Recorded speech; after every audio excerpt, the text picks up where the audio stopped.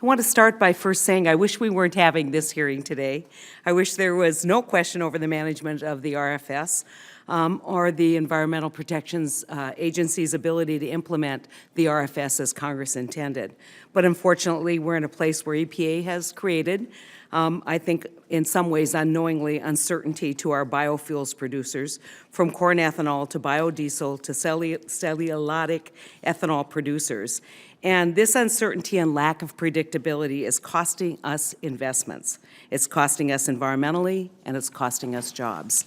I'm a strong supporter of truly all of the above energy policy security, along with Senator Langford. My state is one of the leading producers, although we're number 2. I don't know where Oklahoma is on that rank, but North Dakota's number 2 in the production of oil, and we have a lot of associated gas. We have a lot of wind resource, and we certainly have a lot of bioresource. And so this is a huge issue to my state. And I can tell you that I think all of the above, the RFS is part of that all of the above policy.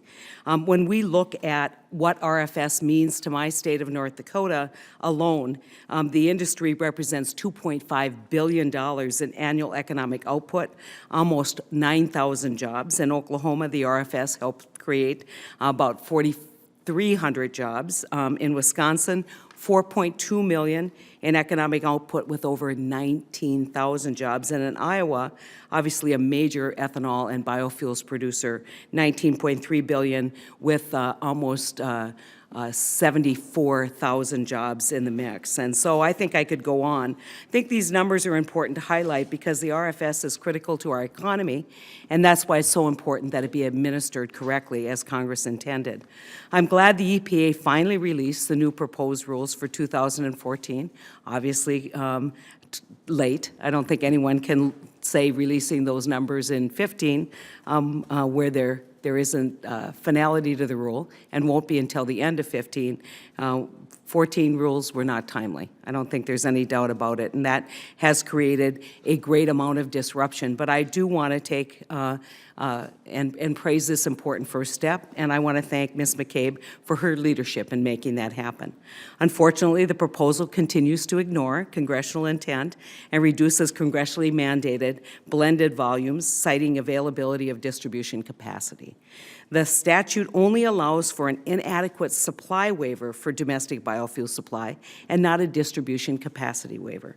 In fact, in 2005, the House included a waiver provision for distribution capacity, but the final bill passed by the House and Senate did not.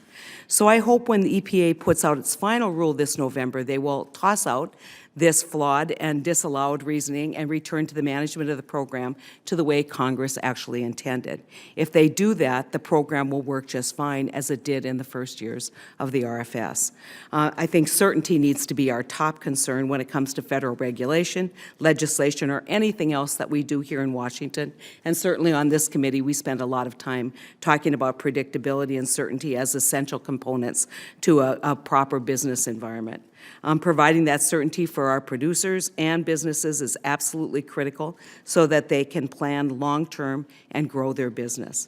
And Congress provided that certainty, I believe, in 2005 and 2007 when it passed and amended the RFS by setting very clear volumes and guidance on when those volumes may be waived.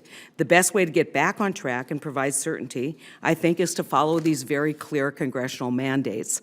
Because this uncertainty has real consequences, I mentioned earlier the contribution RFS has made to our states. Well, when managed out of line with congressional intent, you can imagine there are negative consequences.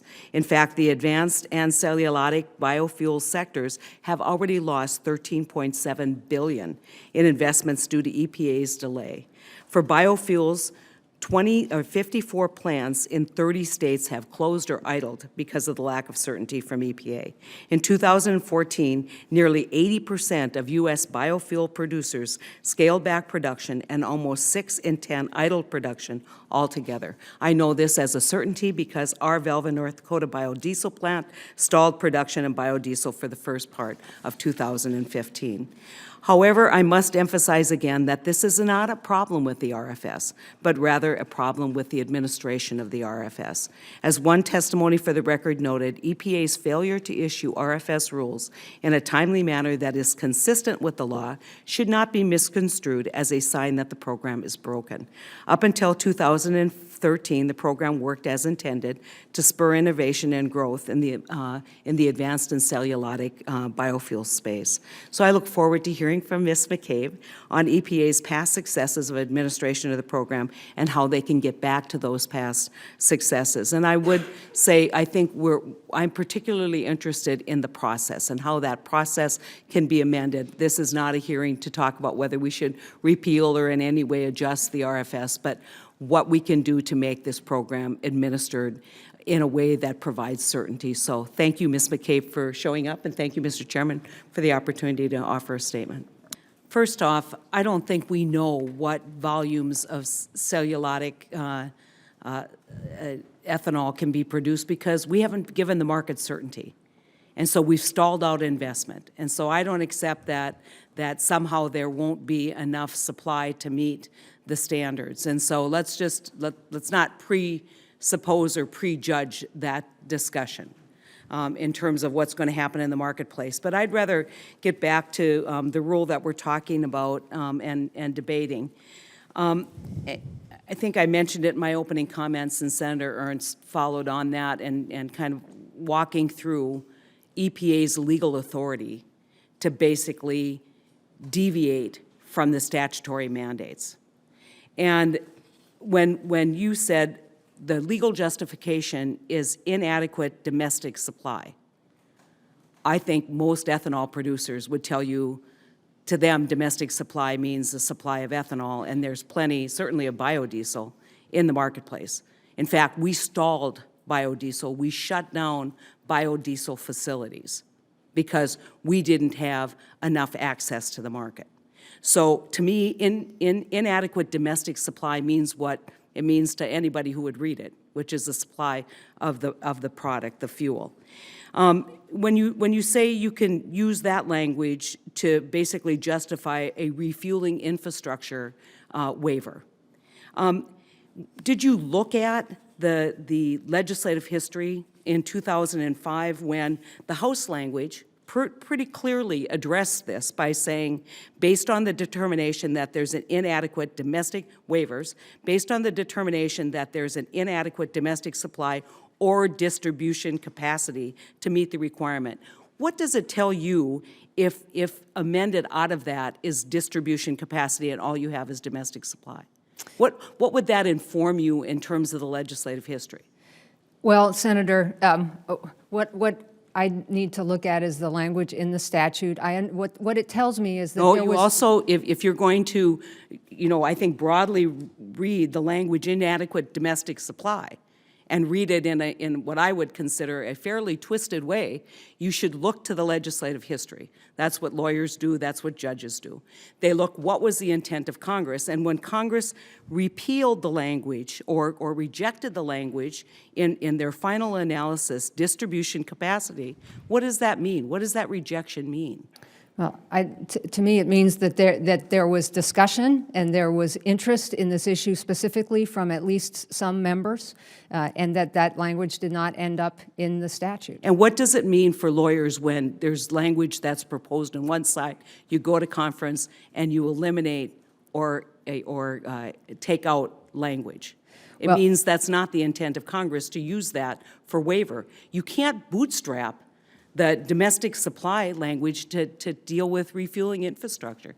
Now, I'm not unsympathetic to the challenges that you have in implementing this, but let's not pretend legally that you have a very good legal argument here for the waivers that you've done. I mean, that's the frustration, I think, is that the statute was designed to give the marketplace certainty. The statute was designed to basically set standards with very limited waiver requirements. EPA took it on themselves to expand that language and create huge uncertainty, which now you're saying, see, there isn't a supply. Well, there isn't a supply because we didn't have certainty for investment. And, I'm not trying to beat up on you here, and obviously I've been a frequent flyer on this issue. You guys have numerous letters led by me and other members on this, and our frustration level's been extraordinarily high. because our producers come to us and say, what about this is confusing? And let's for a minute, and not with any kind of concession, take corn-based ethanol and the blend wall. Explain to me why there was a necessity to reduce mandates on biofuels, biodiesel. We're not reducing mandates on biodiesel. The statute takes biodiesel mandates up to 1 billion gallons, and then after that, it's up to EPA to increase the volumes, and we have in fact done that every year, and this proposal will again increase volumes for biodiesel above the minimum in the statute every year. But there's still room within the statute for increased volumes for biodiesel. I want to turn, with the time that I have left, to talk a little bit about Argentinian biofuels. And I think Senator Sass opened up this issue as well. Earlier this year, EPA announced approval for Argentinian biodiesel, as we have seen high volumes of imports of Brazilian sugarcane ethanol. Some of those, both of those have the potential to displace domestic production and especially undermine advanced biofuel volume mandates. I think it's really important that we understand a little bit better on how you consider imports in the equation when you're developing RVOs. I mean, this is enormously frustrating. At a time when we're shutting down domestic supply of biodiesel, we're importing from Argentina, and that makes no sense to us if, in fact, one of the reasons for this program is fuel energy sufficiency for America. Mm-hmm. Well, Senator, the statute doesn't distinguish between domestic and imported fuel. It sets volumes of total fuel, and that is not limited to domestically supplied fuel. So we pay attention to what's happening in the global markets. There are many, many things that affect the amount of biofuel that could be imported to the United States. The United States also exports biofuels. So we do pay attention to that. The amounts of biofuel coming in from foreign countries is relatively small. And I know there's a lot of discussion and debate and disagreement about that, and I look forward. I've encouraged people to make sure that they give us information about this during the comment period so that we can understand what everybody is seeing. But the bottom line is that the statute doesn't distinguish between imported and domestic fuels. When you look at the numbers, it's a third, but I think, obviously a market in North Dakota is into Canada, and then Canadian biofuels comes into the east and west coast. So I understand the movement of biofuels, but I think that when we're trying to create a program that meets the goals established by Congress, whether people on this panel agree with the program or not, and you probably have a pretty good sense that there's some there's some dispute about, there's so few things we disagree on, but this happens to be one. But the program, that the agency who has the responsibility for administering the program, I think has, first and foremost, always has to ask the question, what is the intent of Congress, and what do we know about the intent of Congress? And I think that there has been a serious discussion, not just among colleagues here, but certainly within the industry, and a serious concern that the intent of Congress has not been followed here. And so I look forward to seeing the schedule. I imagine that we're going to have ongoing discussions, whether it's in the Agriculture Committee or wherever we have these discussions. This is an issue that's going away anytime soon. As Senator Langford said, we're on reset and obviously trying to finish these years. But the worst thing that we can do is not get this done timely. And I don't mean by just sending out a draft rule. I mean by finalizing a rule so the marketplace has the certainty. We'll live to fight about whether that number's right, but we cannot see this delay. It's incredibly disruptive. Yes. Thank you, Mr. Chairman. I would just like to make a point about this, but I mean, you talk about the proposed 2016 standard for cellulosic biofuels, those fuels with the lowest greenhouse gas emissions, is more than 170 million gallons, which is 6 times higher than the actual 2014 volumes. I think it's worth noting that it's likely because 3 commercial scale refineries came online in 2014, and one more is slated for the end of this year. Those biorefineries were made possible by the investments that were created before the disruption with the rule. And I think when you look at, since then, guess how many proposals have been online? 0. Because we've disrupted, through this rule and through the lack of timely rulemaking, we've disrupted the investment. We need to get back, and I think no matter what our view of the wisdom of the RFS is, if it is a law, we expect it to be administered in a way that Congress intended. And I think Senator Langford is on the right track when he says, tell us what the schedule is. Tell us what the plan is, because if we can debate the wisdom of this law here in Congress, that's our job. But it's your job to administer this the way Congress intended.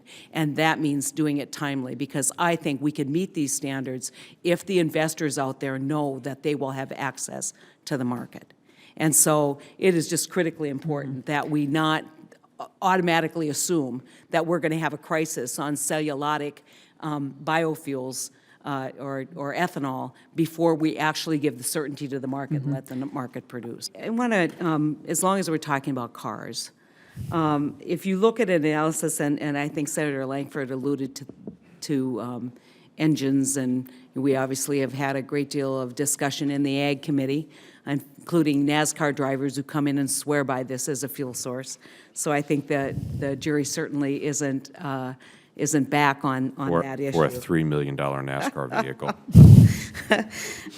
But if you look at an analysis of model year 2015 warranty statements and owner's manuals, I think you'd see that it reveals that auto manufacturers explicitly approve the use of E15, which we haven't talked about yet, in approximately 2/3 of new vehicles. And E15 is approved by EPA for all 2001 and newer vehicles, which really accounts for about 80% of the fleet of automobiles out there. Was this taken into consideration, or how did you take this into consideration when you developed the rule? So E15 is very promising as a way to get more ethanol into the system. And there's been a lot of discussion about vehicles using it and not using it.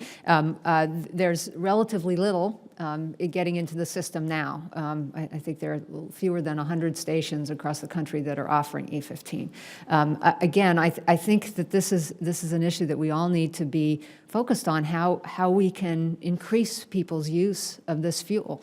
And as more and more new cars come into the system and people understand and are comfortable that this is a fuel that they can use in their vehicle, that those attitudes will change and prices will change and the infrastructure will come. It's a challenge, Senator, I grant you.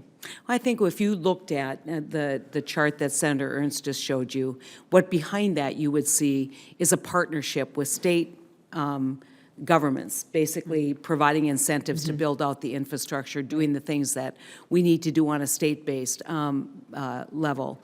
I'm curious about how much you have heard from actual jobbers or people who have filling stations, as we used to call them in the old days. Not the major distribution centers, but those guys who now are concerned about the quality of their tanks, concerned about the regulation of E15. What's the conversation back and forth between EPA and the actual convenience stores and filling stations? They convey to us challenges and, of course, wanting to meet the needs of their customers, looking at the costs to install new infrastructure and uncertainties that they might have about new technology and just being able to cover the cost of putting that infrastructure in by being able to sell that product. Do you think you have clear rules on what EPA's requirements are for that infrastructure? I believe so. Yes, a lot of them don't think so. Well, a lot of them think there's a level of uncertainty, and okay. and as a result, I think that they tend to be concerned and maybe think about overbuilding infrastructure, overbuilding their tanks, so that there is no concern at all later on. That's something I'd be happy to take back and look into, Senator. Right. So we aren't just talking about blender pumps and all of those issues, the infrastructure issues and what that means, we're also talking about long-term concerns about moving to E15. And so it would be good to figure out, what role EPA plays in providing the certainty to our filling stations as it relates to converting and moving into E15, which most vehicles now basically are approved for. Yeah, I'm glad to look into that. Okay. I just have a final comment, and it's probably not exactly on target here, but we've been talking a lot about advanced agricultural manufacturing, meaning let's use products that are renewable, let's use green products. If you look at the fuels industry has been a building block. It's been a foundational piece. The technology that was developed in fuels later leads to a lot of great advanced manufacturing using renewables. And so this has an environmental effect beyond just the fuels market. This has an environmental effect on all kinds of building supply issues, all kinds of issues as we build out more and more renewable sources for building supplies. And as Debbie Stabenow is so want to say, you can eat your car seat because it's made out of soybeans.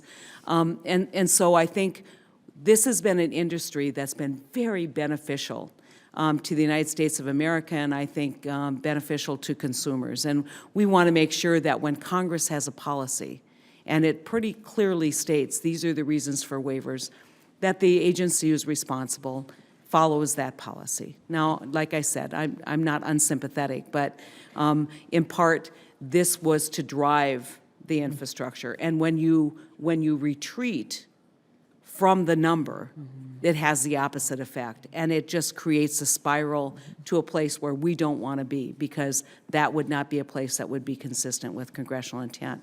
And so I look forward to working with you, Ms. McCabe, and talking more about kind of what the future holds. I look forward to hearing the outcome of the hearing that you're going to have in Kansas City. I know it'll be very robust. I know you're probably getting tons of comments already. And hopefully a relook at some of the issues that we think are possible that will in fact be more consistent, adjusting the rule. And I would particularly ask you to look at that in the biodiesel area.